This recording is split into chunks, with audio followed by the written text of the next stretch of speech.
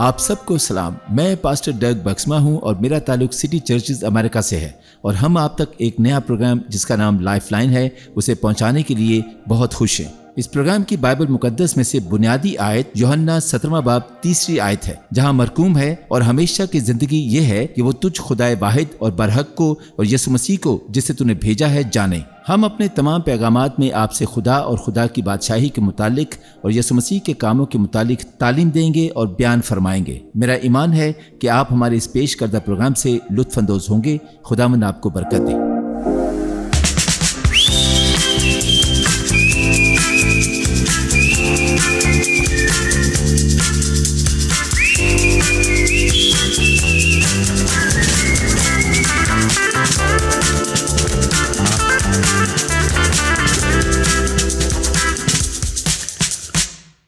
آج ہم اپنے پسندیدہ فیلڈ بورڈ سپر سٹار میں سے ایک کا مطالعہ کر رہے ہیں اور آپ میں سے جو آج تشریف لا رہے ہیں ہم ان فیلڈ بورڈ ہیروز کی اپنے لائف گروپس میں سے ایک سیریز کر رہے ہیں. فلالین گراف سپر سٹارز جن کا ہم نے ابراہم اور اسحاق سے لے کر موسیٰ اور یشوع اور یعقوب اور انبیاء کے ذریعے مطالعہ کیا اور صرف وہ چیزیں جو ہم ان کی زندگیوں سے سیکھ سکتے ہیں. ظاہر ہے آج کی دنیا کے تصوراتی ہیروز اگر آپ ان کی تقلید کرتے ہیں تو یہ ایک تباہی ثابت ہونے والا ہے. بس فون بوتھ میں قبا پہنے اور اوپر چڑھیں اور عمارت سے چھلانگ لگائیں اور دیکھیں کہ کیا ہوتا ہے. اسپائڈر مین اور یہ سب چیزیں تصورات ہیں اور یہ بہت اچھا ہے.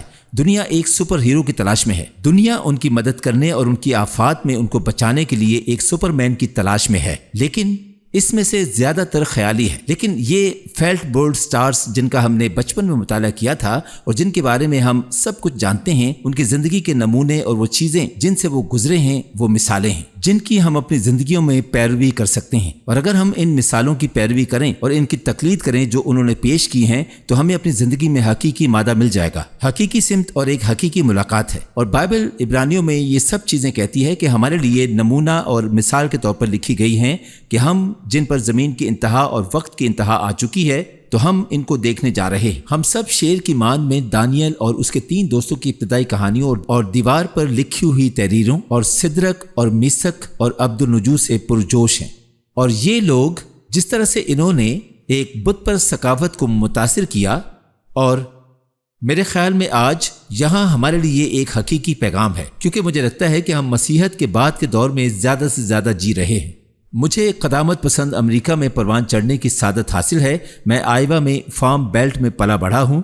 اس زمانے میں جب زندگی سادہ تھی اور صحیح کو صحیح اور غلط کو غلط، ایسی کوئی چیز نہیں تھی جو آج ہم دیکھتے ہیں. لوگوں کو اپنے ملک پر فخر تھا. تب جھنڈا نہیں جلایا گیا تھا، کورٹ روم کی دیواروں سے 10 احکام اتارے نہیں گئے تھے، متبادل طرز زندگی کے لیے کوئی لڑائی نہیں تھی، اور شادی کی دوسری شکل جس کی بائبل میں تعریف نہیں کی گئی. بہت سے مختلف پہلو ہیں. میں نے ایک پادری کے طور پر کبھی نہیں سوچا تھا مجھے واضحوں کی تبلیغ کرنی پڑے گی کہ بائبل کیوں سچ ہے. گزشتہ وقت میں سب جانتے تھے کہ یہ سچ تھا، اور جو کچھ امریکہ کے بعد از مسیحی دور میں ہو رہا ہے اس کی ہولناکی اس سبق سے بہت ملتی جلتی ہے جو آج ہم کرنے جا رہے ہیں. کیونکہ دانیل اور اس کے 3 دوست اسرائیل میں پلے بڑے تھے.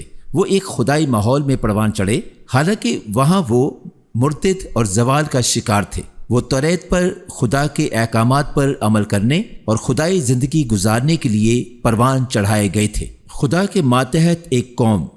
اور اب وہ پکڑے گئے، اس ماحول سے نکالے گئے جس میں ان کی پرورش ہوئی تھی، اور بادشاہ نبوکت نظر نے انہیں بابل میں ایک بت پرست ثقافت میں ڈال دیا تھا.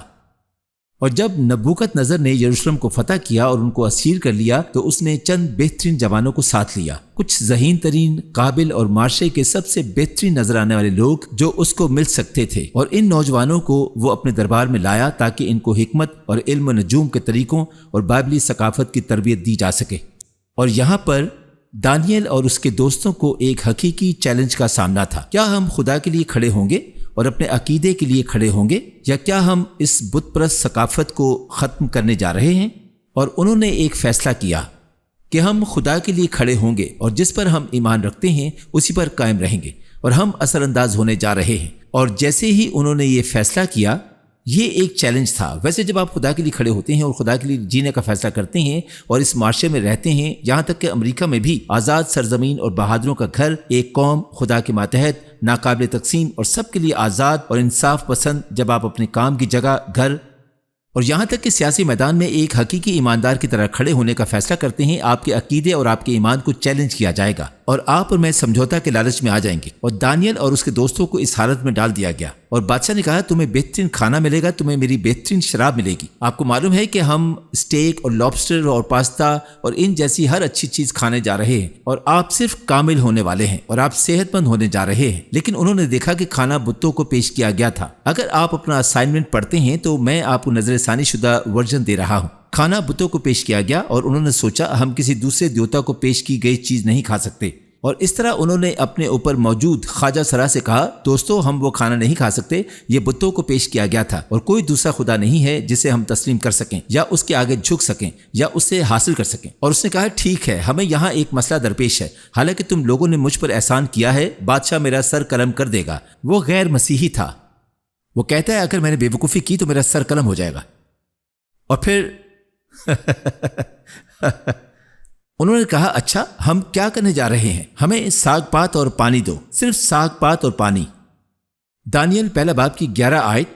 دانیل نے داروغہ سے جس کو خواجہ سراؤں کے سردار نے مقرر کیا تھا کہا کہ میں تیری منت کرتا ہوں کہ تو 10 روز تک اپنے خادموں کو آزما کر دیکھ اور کھانے کو ساگ پات اور پینے کو پانی ان کو دے، تب ہمارے چہرے اور ان لوگوں کے چہرے جو شاہی کھانا کھاتے ہیں تیرے حضور دیکھے جائیں، تب اپنے خادموں سے جو تو مناسب سمجھے سو کر۔ چنانچہ اس نے ان کی یہ بات قبول کی اور 10 روز تک ان کو آزمایا، اور 10 روز کے بعد ان کے چہروں پر ان سب جوانوں کے چہروں کی نسبت جو شاہی کھانا کھاتے تھے زیادہ رونق اور تازگی نظر آئی۔ تب داروغہ نے ان کے خوراک اور مے کو جو ان کے لیے مقرر تھی موقوف کیا اور ان کو ساگ پات کھانے کو دیا۔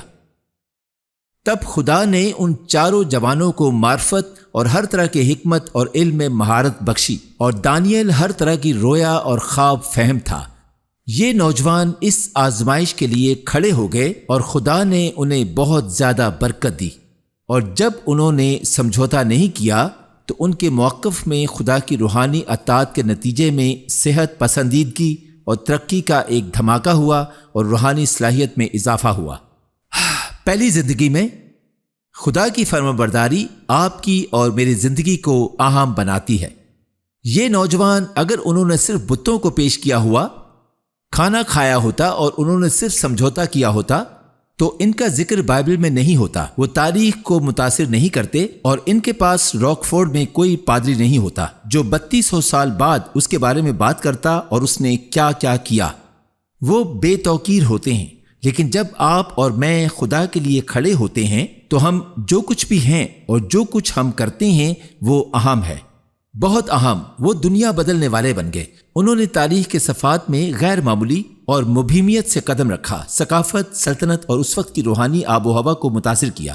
تو یہی چیز ہماری زندگیوں کے ساتھ بھی درست ہے۔ جب ہم خدا کے لیے کھڑے ہوتے ہیں تو ہماری زندگیاں اہم ہو جاتی ہیں اور وہ اثر ڈالتی ہیں، اور جو کچھ ہو رہا ہے اس کے پیچھے روحانی طاقت جو پیچھے دھکیل رہی ہے، خدا کی عطات آپ کی زندگی میں احسان لاتی ہے۔ میں امثال 16 باب اور اس کی 7 آیت سے محبت کرتا ہوں۔ یہ کہتی ہے کہ جب انسان کی روشیں خداوند کو پسند آتی ہیں تو وہ اس کے دشمنوں کو بھی اس کے دوست بناتا ہے۔ جب خدا واقعی آپ سے خوش ہوتا ہے تو آپ کو ایسا احسان ملے گا کہ آپ کو کوئی اور راستہ نہیں مل سکتا۔ میں اسے الفاظ میں بھی بیان نہیں کر سکتا، یہ حیرت انگیز ہے۔ صحت، یوحنا پہلا باب کی 2 آیت میں وہ کہتا ہے کہ اے پیارے، میں یہ دعا کرتا ہوں کہ جس طرح تو روحانی ترقی کر رہا ہے اسی طرح تو سب باتوں میں ترقی کرے اور تندرست رہے۔ وہ کہتا ہے جیسے ہی آپ کی روح ترقی کرتی ہے، آپ کی روحانی بہبود، کہ آپ خدا کے ساتھ فرمانبرداری سے چلتے ہیں اور مسیحی زندگی گزارتے ہیں۔ وہ کہتا ہے الہی صحت کا ایک وعدہ ہے جو اس کے ساتھ چلتا ہے۔ سرفرازی، زبور 75 اس کی 6 اور 7 آیات، کیونکہ سرفرازی نہ تو مشرق سے، نہ مغرب سے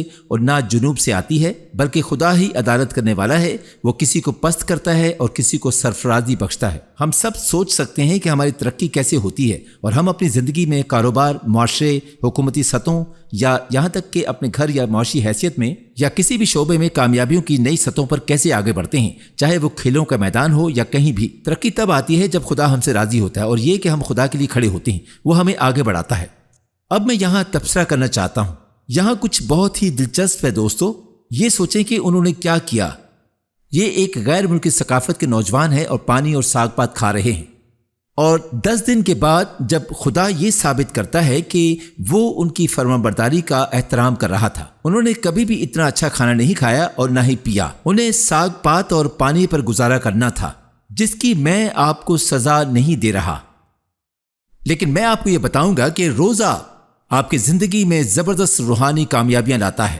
دعا، روزہ اور خودی کا انکار دشمن کو پیچھے دھکیلنے میں مدد کرے گا، جو آپ کے اور آپ کے خاندان اور آپ کی اثر رسوخ کی دنیا کے خلاف صف آرا ہے۔ اس سے آپ کو ذاتی طور پر اپنے لیے مہارت حاصل کرنے میں مدد ملے گی۔ روزہ آپ کی دعاؤں کو پر لگاتا ہے۔ چیزیں اس وقت شروع ہوتی ہیں جب ہم اس بات کا انکار کرنا شروع کر دیتے ہیں جس طرح سے دنیا ہمیں پکڑتی ہے اور ہمیں کنٹرول کرتی ہے اور ہمیں چلاتی ہے، اور روحانی پہلو میں روزہ رکھنے اور خود انکاری کے ذریعے ہمیں حرکت دیتی ہے، تب زبردست چیزیں ہوتی ہیں۔ در حقیقت یسایہ 58 باب میں ہر ایک کو اسے ایک اسائنمنٹ کے طور پر پڑھنا چاہیے، لیکن پہلی 6 آیات ان تمام چیزوں کے بارے میں بات کرتی ہیں جن کے لیے لوگ روزہ رکھتے ہیں۔ یہ کیوں مؤثر نہیں ہے؟ لیکن وہ 6 آیت میں کہتا ہے کہ کیا وہ روزہ جو میں چاہتا ہوں یہ نہیں کہ ظلم کی زنجیریں توڑیں اور جوئے کے بندھن کھولیں اور مظلوموں کو آزاد کریں، بلکہ ہر ایک جوئے کو توڑ ڈالیں۔ کوئی بھی چیز جو آپ کو تھامے گی، کوئی بھی چیز جو آپ کے خاندان کو برقرار رکھے گی، آپ کا خاندانی نسب، آپ کے اثر و رسوخ کی دنیا میں کوئی بھی چیز جس کی طرف خدا کی رہنمائی ہے، جیسا کہ آپ روزہ رکھتے ہیں اور خودی سے انکار کرتے ہیں، آپ کو زبردست روحانی پیش رفت کا تجربہ ہوگا۔ یہ کہتا ہے جب آپ اس طرح کا کام روزہ سے کرتے ہیں تو یہ کہتا ہے تب تیری روشنی صبح کی مانند پھوٹ نکلے گی۔ اس کا مطلب ہے کہ آپ کے مقصد کے لیے ایک واضح راستہ اور اس پر کیسے چلنا ہے ظاہر ہوتا ہے۔ جب آپ روزہ رکھنا شروع کر دیں گے، آپ کو فوری طور پر اپنے سامنے کا راستہ نظر آنا شروع ہو جائے گا کہ کہاں جانا ہے، کیسے جانا ہے اور کس طرح تشریف لے جانا ہے، اور یہاں کیا ہے۔ آپ کی شفا جلد ظاہر ہوگی اور آپ کی راست بازی آپ کے سامنے عیاں ہو جائے گی، اور خدا کا جلال آپ کا محافظ ہوگا۔ خدا آپ کی پشت پر آپ کے ساتھ ہوگا، آپ کو اس کا علم بھی نہیں ہوگا، وہ آپ کے ساتھ ہوگا۔ وہ کہتا ہے تم پکارو گے اور خدا جواب دے گا، اور تم مدد کے لیے پکارو گے اور کہے گا کہ میں موجود ہوں۔ اگر آپ روزے سے ظلم کے جوئے کو ختم کرتے ہیں، اگر آپ کو ضرورت ہے، اگر آپ کسی چیز کو کوڑا نہیں مار سکتے تو خود کو بھوکا رکھیں، روزہ رکھیں جب تک کہ جوا ٹوٹ نہ جائے۔ کچھ لوگ جاتے ہیں میں نہیں بدل سکتا۔ آپ جاننا چاہتے ہیں کیا آپ اپنی زندگی کے ہر جوئے کو روزے، دعا اور توبہ سے توڑ سکتے ہیں؟ صرف یہ کہیے خدا مجھے اس پر قابو پانے کی طاقت دے۔ انگلی نہ اٹھائیں اور نہ ہی بدنیتی گفتگو پر عمل کریں۔ اپنے آپ کو بھوکوں کے لیے صرف کریں، مظلوموں کی ضرورتوں کو پورا کریں۔ یہ تمہاری روشنی ہے جو اندھیرے میں طلوع ہوگی اور تمہاری رات دن کے اجالے کی مانند ہوگی۔ لہٰذا میں صرف یہ کہنا چاہتا ہوں کہ دانیل اور اس کے دوستوں نے روزہ رکھتے ہوئے جیسا کہ انہوں نے سمجھوتا نہیں کیا، جیسا کہ انہوں نے بادشاہ کے مزیدار کھانوں سے انکار کیا اور اس زمانے کی روح کا بھی جو سمجھوتا کر رہی تھی، ان لڑکوں کے ایمان کو ختم کرنے اور انہیں غیر مؤثر بنانے کے لیے ہمیشہ ایک شیطانی سازش ہوتی ہے تاکہ ان کے ساتھ نمٹنے کے لیے کچھ ہو، لیکن اس کے بجائے ان کے فیصلے نے بائبل کی پوری سلطنت کے اعلیٰ عہدیداروں کو حیرت میں ڈال دیا۔ اس سلطنت کے پیچھے اندھیری کی تمام روحانی طاقتوں نے ان تینوں نوجوانوں کے روزمرہ کے فیصلوں کو چیلنج کیا اور وہ زبردست دباؤ محسوس کرنے لگے۔ خدا کے لیے ہمارے موقف میں مسیح کے ساتھ آپ کی اور میری وابستگی اس زمانے کی روح سے جانچی جائے گی۔ اس کا تجربہ دنیا، شیطان، آپ کے دوستوں اور ہر چیز سے ہوگا۔ یہ بہت ضروری ہے کہ آپ اور میں لائف ایپ نمبر 1 سمجھوتا نہ کریں، کیونکہ دشمن ہماری زندگیوں کو بے اثر کرنا چاہتا ہے۔ لیکن اس بات کو سمجھیں کہ جب ہم سمجھوتا نہیں کرتے تو ہماری زندگی اہم ہو جاتی ہے اور ان کا زبردست معنی ہوتا ہے۔ اب دانیل اور اس کے دوست، جیسے جیسے ہم کہانی میں بڑھتے ہیں چیزیں بدل جاتی ہیں۔ دانیل اپنے دوستوں کے ساتھ آزمائش پاس کرتا ہے اور اب اس پر دانیل اور اس کے دوستوں کا امتحان لیا جاتا ہے۔ بادشاہ نبوکد نظر کے پاس انا کا لمحہ ہے۔ وہ ہر ایک کے لیے عبادت کرنے کے لیے اپنی ایک تصویر بنانے کا فیصلہ کرتا ہے۔ وہ اسے بناتا ہے۔ یہ فٹ بال کے نصف میدان کی اونچائی ہے۔ آپ تصور کر سکتے ہیں؟ دراصل دورا کے میدانوں پر وہ 60 ہاتھ اونچی اپنی بڑی تصویر بناتا ہے، اور یہ بھی ایک شیطانی سازش تھی۔ میں اس سازش کے پیچھے دشمن کو دیکھ سکتا ہوں۔ میں دانیل کے 3 دوستوں اور ان آدمیوں کو ان کے ایمان سے انکار کرنے کے لیے سمجھنے والا ہوں، کیونکہ میں ان کو مشکل حالات سے دوچار ہوتا دیکھ رہا ہوں، اور جب میں ان کو مشکل حالات میں دیکھوں گا کہ وہ سمجھوتا کرنے جا رہے ہیں اور مجھ پر جو روحانی دباؤ ہے جو مجھے پیچھے دھکیل رہا ہے، اس تجرباتی صورتحال میں پردے کے پیچھے ہم سے دور ہو جائیں گے۔ لیکن نبوکد نظر ایک انا کا لمحہ گزار رہا تھا، لیکن اس کے پیچھے شیطان خود کو سمجھوتا کرنے پہ مجبور یا باہر نکالنے کی کوشش کر رہا تھا۔ اور پھر نبوکد نظر نے کہا تمام شاہی رعایا، جب تم ہر طرح کے ساز اور آواز سننا شروع کرو تو اگر آپ بائبل کے دیے ہوئے حوالہ جات پڑھتے ہیں تو اپنے گھٹنوں کے بل گر کر اس تصویر کو سجدہ کرو، اور اگر تم ایسا نہیں کرتے تو اسی وقت آگ کی جلتی ہوئی بھٹی میں ڈالے جاؤ گے۔ اور پھر کیا اس نے کچھ ایسا کہا جو اسے کبھی نہیں کہنا چاہیے تھا، کیا خدا تمہیں میرے ہاتھ سے بچا سکے گا؟ یہ آدمی کیسا انا کا سفر کر رہا ہے۔ میں صرف خدا کو جاتے دیکھ سکتا ہوں۔ او میں نے یہ سنا ہے، او نہیں۔ سدرک اور میسک اور عبد النجو نے بادشاہ سے عرض کی کہ اے نبوکد نظر، اس امر میں ہم تجھے جواب دینا ضروری نہیں سمجھتے۔ دیکھ ہمارا خدا جس کی ہم عبادت کرتے ہیں ہم کو آگ کی جلتی ہوئی بھٹی سے چھڑانے کی قدرت رکھتا ہے، اور وہی ہم کو تیرے ہاتھ سے چھڑائے گا، اور نہیں تو اے بادشاہ تجھے معلوم ہو کہ ہم تیرے معبودوں کی عبادت نہیں کریں گے اور اس سونے کی مورت کی جو تو نے نصب کی ہے سجدہ نہیں کریں گے، میں اسے دیکھ سکتا ہوں۔ یہاں پر سنیں، ان نوجوانوں کا یہ فیصلہ کرنا مطلوبہ نتائج حاصل کرنے کی کوشش پر مبنی نہیں تھا۔ کئی بار ہم کوشش اور مطلوبہ نتائج حاصل کرنے کے لیے فیصلے کرتے ہیں، ان کا فیصلہ اس بات پر مبنی تھا کہ خدا کو کیا خوش کرے گا اور کیا صحیح ہے اور کیا غلط ہے۔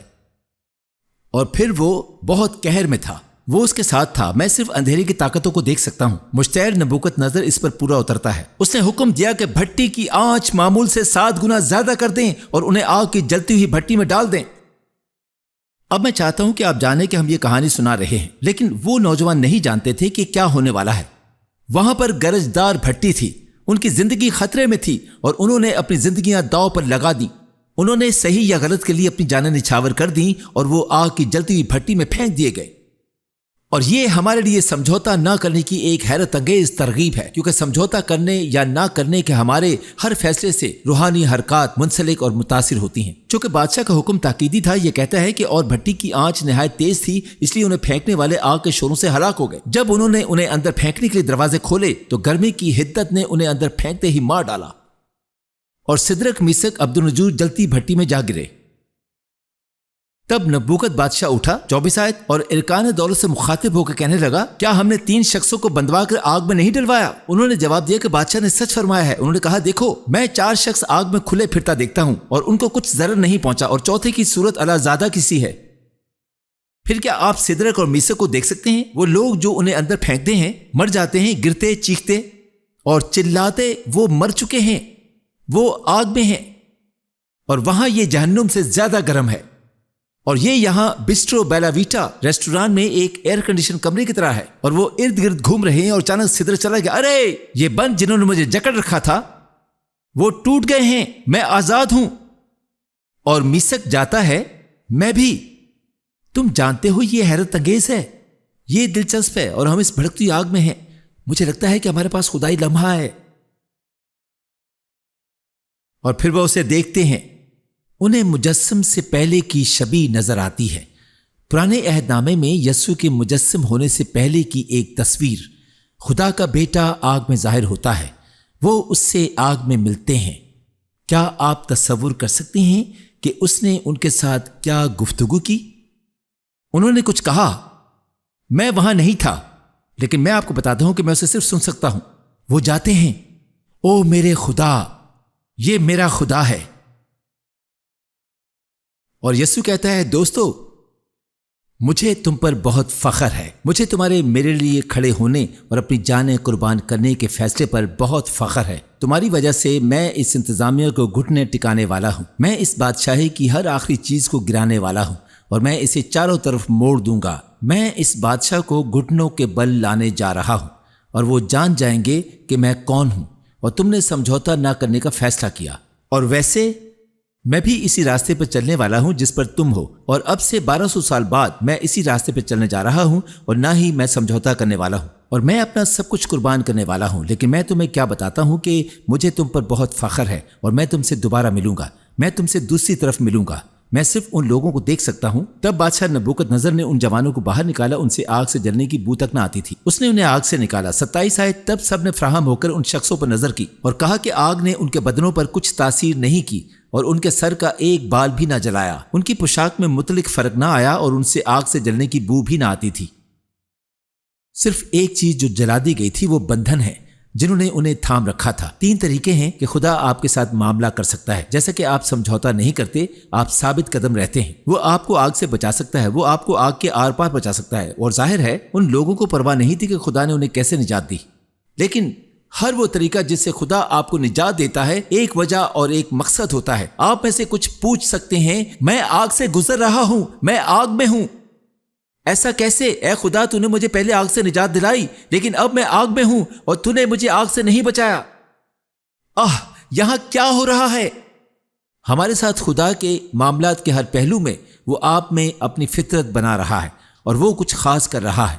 مثال کے طور پر مجھے آگ سے بچایا گیا ہے، مجھے آگ میں بچایا گیا ہے اور وہ مجھے آگ کی آر پر بچا سکتا ہے۔ اور میں آپ کو ہر وہ طریقہ بتاتا ہوں جس سے خدا اپنے آپ کو ہماری زندگی کے حالات میں ظاہر کرتا ہے، ہمیں خدا کے بارے میں کچھ نیا سکھاتا ہے، یہ ہم میں کچھ توڑ دیتا ہے، یہ خدا پر گہرا انحصار لاتا ہے، اس کی ابدی چیزوں میں اس کی حکمت کا گہرا علم جو وہ ہمارے ذریعے اور ہم میں کر رہا ہے، اور ہر پہلو بہت اہم ہے۔ مثال کے طور پر مجھے ان چیزوں سے نجات ملی ہے جو مجھے چھو نہیں سکتی، اور پھر دوسری بار حالات کے درمیان میں ایک حیرت انگیز طور پر خوفناک وقت سے گزر رہا ہوں، جیسے میں خدا کے لیے کھڑا ہونے کی کوشش کرتا ہوں اور خدا کہتا ہے میں تمہارا ہوں، جیسے کہ بائبل کہتی ہے میں مصیبت میں تمہارے ساتھ رہوں گا، میں تمہیں طاقت بخشوں گا، میں تمہاری مدد کروں گا، تمہیں چھڑاؤں گا، اپنے زور بازو سے تمہیں سنبھالوں گا۔ اور اس طرح آپ خدا کی برقرار رکھنے کی طاقت کے بارے میں مختلف قسم کی چیزیں سیکھیں گے۔ ہر پہلو جس سے ہم گزرتے ہیں آگ سے ہمیں آزاد کرتا ہے، جو بندھن ہمیں باندھے ہوئے تھے وہ ٹوٹ جاتے ہیں کسی نہ کسی طرح۔ جب ہم ان چیزوں سے گزرتے ہیں، خدا کے ساتھ چلتے ہیں، ہم آزاد ہو جاتے ہیں، ہم رہا ہو جاتے ہیں، ہم ان چیزوں سے آزاد ہیں۔ جو لوگ خدا کے بغیر زندگی گزارتے ہیں وہ ان چیزوں سے ہلاک ہو جاتے ہیں، لیکن وہ لوگ جو خدا کے ساتھ زندگی نہیں گزارتے، مثال کے طور پر جب میں نے اپنی بیوی اور بیٹی کو کھو دیا، میں اپنے پیاروں کو کھونے کی فکر میں رہتا تھا۔ وہ چیزیں کھونا جو مجھے عزیز تھیں، جو قیمتی تھیں، میں ناکام ہونے کے بارے میں فکر کرتا تھا اور اسے ختم نہیں کر پا رہا تھا اور نہ ہی اسے کوئی مقام دے پا رہا تھا۔ یہ مجھے اندر ہی اندر کھا رہی تھیں۔ ڈگ تم ہارے ہوئے ہو۔ میرے دادا نے ناکامی کے ساتھ جدوجہد کی۔ میرے والد ناکام نہیں تھے لیکن انہوں نے پوری زندگی اس کے ساتھ جدوجہد کی۔ ہم زندگی سے مایوس کن اور ہارے ہوئے تھے۔ ڈگ تم بنیادی طور پر ایک ہارے ہوئے انسان ہو، تم اسے ختم نہیں کر سکتے، بالآخر کسی طرح تم ختم ہو جاؤ گے۔ اور آپ جاننا چاہتے ہیں کہ کیا ہوتا ہے؟ یہاں معاملہ یہ ہے جیسا کہ آپ زندگی سے گزرتے ہیں اور آپ آگ سے گزرتے ہیں اور آپ خدا کی خدمت کرنے کی کوشش کرتے ہیں اور آپ خدا کے ساتھ چلتے ہیں، جیسے وہ آپ کو نجات دیتا ہے، وہ آپ کے ساتھ چلتا ہے، وہ آپ کو مضبوط کرتا ہے اور آپ کے ساتھ کچھ نہ کچھ ہوتا ہے۔ اور جب میں نے سب کچھ کھو دیا تو خدا کی وجہ سے اچانک میں اس خوف سے آزاد ہو گیا۔ جب ایک ہوائی جہاز نے اڑان بھری اور ہوا اسے ہلانے لگی اور پورا جہاز ہلنے لگا، تو آپ یہ کہہ سکتے ہیں میں ہمیشہ محفوظ بازوؤں کی پناہ میں ہوں، مجھے کسی چیز کی فکر نہیں ہوگی۔ کیوں؟ کیونکہ آپ نے آگ میں کسی قسم کی ضرب لگائی ہے۔ کسی طرح خدا خود کو ظاہر کرتا ہے۔ کبھی کبھی کسی نہ کسی طرح آپ ان چیزوں سے آزاد ہو جاتے ہیں جو آپ کو روکتی ہیں اور آپ آزاد ہو جاتے ہیں۔ اور اچانک میں اب ناکام ہونے یا گرنے سے نہیں ڈرتا۔ امثال 3:26 آیت یہ کہتی ہے کہ کیونکہ خداوند تیرا سہارا ہوگا اور تیرے پاؤں کو پھنس جانے سے محفوظ رکھے گا۔ جیسا کہ ہم خدا کے ساتھ چلتے ہیں اور ہم آگ کے آر پار آگ میں اور آگ سے گزرتے ہیں، وہ آہستہ آہستہ ہمیں ہر چیز سے آزاد کرتا ہے جو ہمیں پکڑے ہوئے ہے، اور وہ ہمیں خدائی اعتماد اور ہر چیز پر قابو پانے والی طاقت دیتا ہے۔ یہ ہمارے لیے کوئی اعزاز نہیں ہے بلکہ اس کا بہت سا اجر ہے۔ آمین۔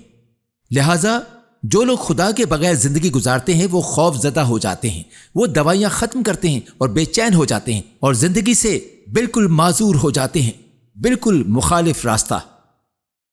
تو بہرحال میں یہاں پر ختم کرنا چاہتا ہوں۔ ان لڑکوں کے فیصلے کا ایک مکمل روحانی پہلو تھا۔ یہ سب کچھ لوگوں کی آنکھوں کے سامنے ہوا، لیکن روحانی میدان میں ان کے فیصلے نے ایک پوری شیطانی حکمرانی اور سلطنت کو گرا دیا۔ سلطنت لفظی طور پر پلٹ گئی، شیطان کا منصوبہ ناکام بنا دیا۔ دیکھو نبوکت نظر کیا کہتا ہے۔ اس نے ایک خط بھیجا اور اس نے کہا سدرک میسک اور عبدنجو کے خدا کی تعریف ہو جس نے اپنا فرشتہ بھیجا اور اپنے بندوں کو بچایا۔ انہوں نے اس پہ بھروسہ کیا اور بادشاہ کے حکم کی خلاف ورزی کی۔ وہ اپنی جان دینے کو تیار تھے بجائے اس کے کہ وہ اپنے خدا کے علاوہ کسی دوسرے معبود کی پرستش و تعظیم کریں۔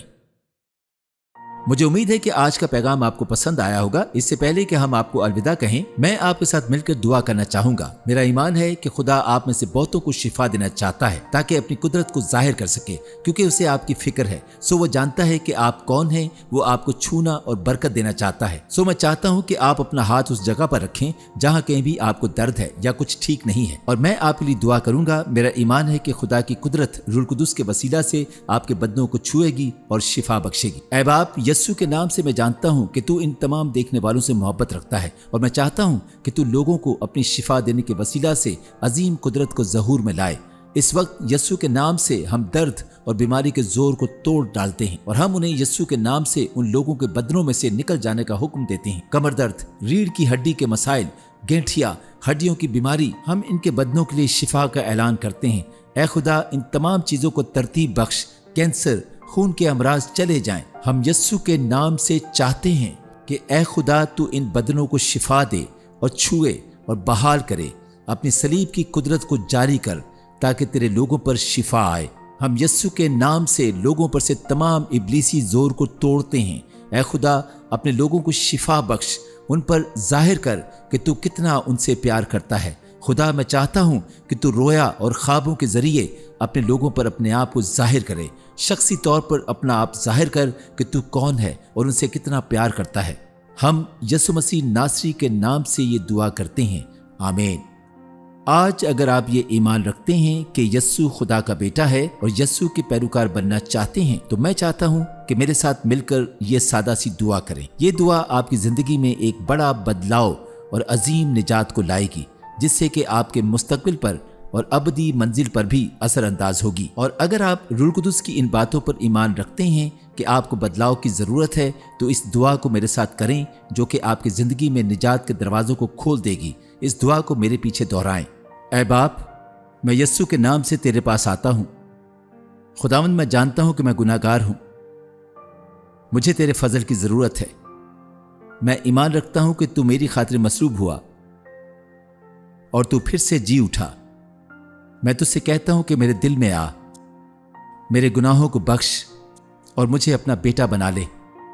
میں نے تیرے فضل کو حاصل کر لیا ہے، مجھے بچانے کے لیے تیرا شکر ہو۔ میں تیری پیروی کروں گا۔